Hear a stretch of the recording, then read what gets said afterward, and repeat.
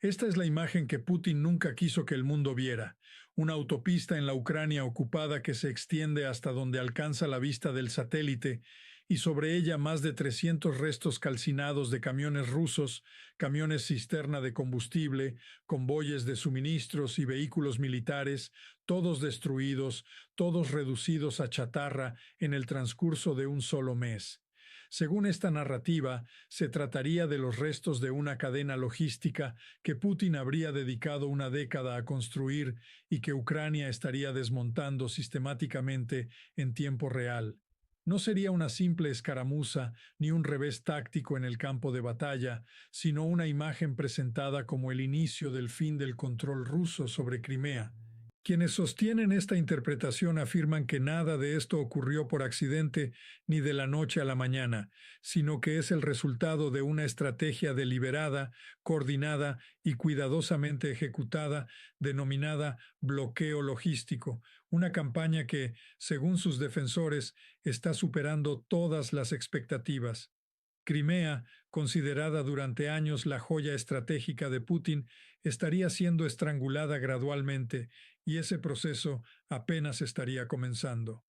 A fecha del 18 de junio de 2026, esta versión de los acontecimientos sostiene que estaciones de servicio en toda la península de Crimea se están quedando sin combustible, que los estantes de los supermercados comienzan a vaciarse, que se han impuesto medidas de racionamiento y que las autoridades instaladas por Moscú están distribuyendo cupones, limitando las compras de combustible a entre 20 y 30 litros por persona y otorgando prioridad a los vehículos militares. En el territorio que Putin calificó durante años como una parte permanente e inseparable de Rusia, los civiles estarían siendo obligados a esperar mientras el ejército recibe preferencia en el acceso a recursos esenciales. Según esta interpretación, el llamado bloqueo logístico fue anunciado oficialmente por Ucrania el 27 de mayo de 2026 mediante un programa valorado en $113 millones destinado exclusivamente a ataques de alcance medio contra infraestructuras logísticas rusas en los territorios ocupados, con Crimea como objetivo principal. La importancia de esa inversión, argumentan sus promotores, no radicaría en la cantidad de dinero, sino en lo que permite financiar una campaña sistemática y constante para cortar cada arteria de suministro que mantiene a Crimea como un activo militar estratégico. Los datos citados indican que Ucrania incrementó significativamente el número de ataques de alcance medio durante la primavera de 2026, acelerando una tendencia que ya venía creciendo desde principios de año. Para comprender por qué Crimea ocupa un lugar central en esta estrategia, es necesario remontarse a 2014, cuando Rusia anexó la península. Desde entonces, Crimea se transformó en una fortaleza militar, una plataforma de proyección de poder sobre el Mar Negro y el sur de Ucrania. A lo largo de los años, Rusia acumuló allí tanques, sistemas de cohetes, helicópteros, aviones de combate, artillería pesada y centenares de vehículos blindados, convirtiendo la península en una de las zonas más militarizadas de toda la región. Cuando comenzó la invasión a gran escala en febrero de 2022, Crimea funcionó como el principal centro logístico de la ofensiva rusa en el sur, albergando aeródromos militares, depósitos de municiones, plataformas de lanzamiento de misiles, bases de drones, puertos submarinos y gran parte de la infraestructura de la flota rusa del Mar Negro. Desde esta perspectiva, Crimea no sería simplemente un símbolo político, sino la pieza clave del dispositivo militar ruso en el sur. El denominado bloqueo logístico se describe como una estrategia escalonada y multidimensional cuyo objetivo final es hacer que Crimea resulte tan costosa y tan poco útil para Rusia que su mantenimiento se vuelva militarmente insostenible. El núcleo de esta campaña estaría formado por una nueva generación de drones de alcance medio, capaces de atacar objetivos situados entre 20 y 200 kilómetros detrás de las líneas del frente, precisamente donde se encuentran los centros de mando, depósitos de combustible, estaciones de suministro y áreas de concentración de tropas. En lugar de enfrentarse directamente a las defensas antiaéreas más densas, estos sistemas buscarían rutas alternativas para alcanzar carreteras, puentes y nudos ferroviarios fundamentales para la logística rusa.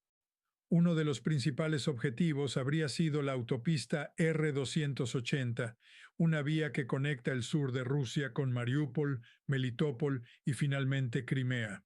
Tras los ataques ucranianos contra el puente de Kerch, Rusia incrementó su dependencia de esta carretera, pero Ucrania la habría convertido en una zona extremadamente peligrosa para el transporte militar.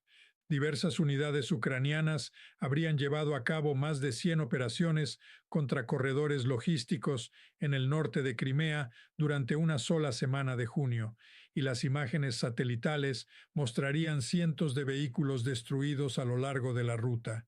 Sin embargo, la estrategia no se limitaría a una única carretera. Cuando Rusia intentó desviar el tráfico hacia otras rutas, Ucrania dirigió sus esfuerzos contra los puentes que conectan Crimea con los territorios ocupados a través de la región de Jersón. Los puentes de Chonhar, Genichesk y Armiansk habrían sido atacados repetidamente, obligando a las fuerzas rusas a improvisar cruces flotantes incapaces de sostener el volumen de suministros requerido por una península tan militarizada. Paralelamente, infraestructuras ferroviarias también habrían sido golpeadas, ampliando la presión sobre la red logística rusa. A esta campaña terrestre se sumaría una ofensiva marítima protagonizada por drones navales ucranianos cada vez más sofisticados. Algunos estarían diseñados para ataques suicidas cargados con explosivos, mientras que otros funcionarían como plataformas capaces de transportar y lanzar drones aéreos. Estos sistemas ya habrían contribuido a infligir importantes pérdidas a la flota rusa del Mar Negro y, según diversos informes, también estarían atacando embarcaciones dedicadas al transporte de combustible y carga militar en el mar de Azov. Como consecuencia, Crimea enfrentaría crecientes dificultades para recibir suministros tanto por tierra como por mar. Incluso el puente de Kerch, una obra de infraestructura multimillonaria inaugurada personalmente por Putin en 2018, habría visto reducida significativamente su utilización debido a la amenaza constante de ataques. Al mismo tiempo, informes citados en esta narrativa afirman que Ucrania estaría empleando drones especializados para destruir sistemas rusos de defensa aérea en torno a Crimea, debilitando gradualmente la capacidad de Moscú para interceptar ataques y permitiendo que otros drones alcancen sus objetivos con mayor frecuencia. Los efectos de esta presión se reflejarían no solo en la retaguardia, sino también en el frente de combate. Según esta interpretación, unidades rusas desplegadas en las regiones de Jersón y Zaporilla estarían lanzando operaciones ofensivas sin recibir previamente todos los suministros necesarios, lo que se traduciría en ataques menos efectivos, mayores bajas y un descenso de la presión sobre las posiciones defensivas ucranianas. Paralelamente, la población civil de Crimea experimentaría escasez de combustible, alimentos básicos y otros productos esenciales, generando un creciente malestar social. En última instancia, los defensores de esta visión sostienen que el mundo observa con atención esta campaña porque consideran que Ucrania está demostrando cómo un país con menor poder militar convencional puede debilitar progresivamente a una potencia ocupante mediante ataques de precisión, innovación tecnológica y una estrategia centrada en destruir la infraestructura logística que sustenta las operaciones militares enemigas. Este es un texto de referencia. Moscú lo está observando, Pekín lo está observando, la OTAN lo está observando, y lo que todos están viendo es cómo la doctrina militar rusa basada en la superioridad logística y la masa industrial, se está desmantelando pieza por un país que se niega a detener su campaña. En términos económicos, lo que está ocurriendo con Crimea tiene un coste que gran parte de la cobertura convencional apenas está analizando. El propio Putin reconoció en marzo que Rusia ha gastado aproximadamente 15.500 millones de dólares en Crimea desde su anexión ilegal, aunque esa cifra oficial probablemente sea inferior al coste real si se incluyen infraestructuras militares, subsidios civiles y el mantenimiento de una gran guarnición militar en la península. La cuestión clave es que esa inversión está siendo degradada y destruida progresivamente. Cada camión destruido en la autopista R-280 no representa solo un vehículo, sino combustible, suministros, equipo militar y capacidad logística, todo ello financiado por una economía rusa que ya muestra signos de fuerte tensión.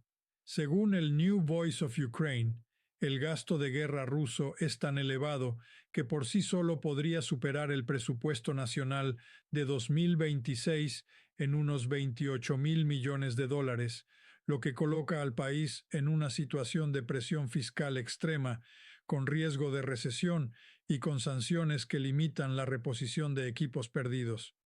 En este contexto, el Kremlin se enfrenta al reto de mantener abastecida Crimea frente a una campaña de desgaste logístico que, según estas estimaciones, cuesta a Ucrania unos 113 millones de dólares, pero provoca a Rusia pérdidas materiales mucho mayores. La aritmética, en este escenario, no favorece a Moscú y cada vez resulta más difícil ignorarla. Dentro del Kremlin, según diversas fuentes, Crimea ya no se percibe como un triunfo estable, sino como un activo cada vez más problemático. La península, concebida como la joya de la corona y prueba del éxito estratégico ruso, está perdiendo su valor simbólico, no solo por los reveses militares, sino también por la situación visible sobre el terreno. Un régimen local que debe gestionar escasez de combustible, colas en gasolineras y estantes vacíos en supermercados, aeródromos que sufren ataques con mayor frecuencia y una flota del Mar Negro que ha tenido que replegarse en parte de sus posiciones habituales. Cada imagen procedente de Crimea, las colas, los vehículos destruidos, los puentes dañados, contradice la narrativa de fortaleza que el Kremlin ha intentado construir durante más de una década.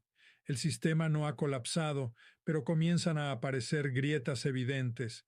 Como señaló el portavoz de la Armada ucraniana, Dmytro Pletenchuk, en una entrevista del 14 de junio, en algún momento la acumulación de derrotas alcanza una masa crítica que puede llevar al colapso del sistema, aunque ese punto aún no se haya alcanzado.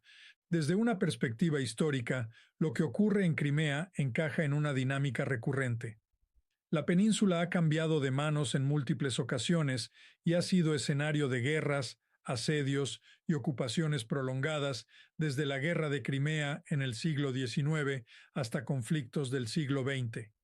Su geografía, rodeada de mar en tres lados y conectada al continente por un estrecho corredor terrestre, la convierte simultáneamente en una fortaleza natural y en un punto vulnerable. Quien controla los accesos controla la península, pero quien los pierde, pierde también la capacidad de sostenerla. En la situación actual, Ucrania no controla completamente esos accesos, pero sí está degradando progresivamente su funcionamiento. Rusia continúa lanzando ataques desde Crimea, como el uso de misiles Zircon y drones de ataque en junio de 2026, lo que demuestra que la península aún funciona parcialmente como plataforma militar. Sin embargo, cada operación de este tipo consume recursos que deben ser transportados a través de rutas cada vez más expuestas, lo que incrementa el coste logístico y la vulnerabilidad del sistema. A partir de esta dinámica, se plantean varios escenarios posibles. En el primero, Rusia consigue adaptarse y mantener el control de Crimea, redirigiendo recursos, reforzando defensas y sacrificando otras áreas del frente para sostener las líneas de suministro. Sin embargo, este escenario implica una presión adicional sobre una economía ya debilitada y un ejército con recursos limitados. En el segundo escenario, Crimea se convierte progresivamente en una moneda de negociación al perder valor militar y económico, lo que obligaría al Kremlin a considerar su uso como elemento de intercambio en futuras conversaciones. En el tercero, el más extremo, la tendencia actual se acelera. La producción de drones ucranianos continúa aumentando, las defensas aéreas rusas en la región se degradan, las rutas marítimas quedan prácticamente cerradas y las líneas terrestres se vuelven inoperables, provocando escasez crítica de alimentos y combustible, tensiones internas y una pérdida de capacidad operativa en otros frentes como Jersón y Zaporizhia. En ese caso, la presión sobre Crimea se trasladaría directamente al conjunto del sistema militar ruso en el sur de Ucrania. En última instancia, lo que se está observando no es solo una campaña militar localizada, sino un cambio estructural en la forma en que se libran los conflictos modernos. Con una inversión relativamente pequeña en comparación con el coste histórico de la ocupación de Crimea, Ucrania estaría intentando erosionar sistemáticamente la base logística que sostiene una de las posiciones estratégicas más importantes de Rusia. La importancia de este proceso no radica únicamente en sus efectos inmediatos, sino en su potencial para redefinir el equilibrio de fuerzas en la región. Según esta interpretación, el verano de 2026 podría ser recordado como el momento en que Crimea dejó de ser un activo estratégico para Rusia y comenzó a transformarse en una carga cada vez más difícil de sostener, con implicaciones profundas para el desarrollo futuro del conflicto.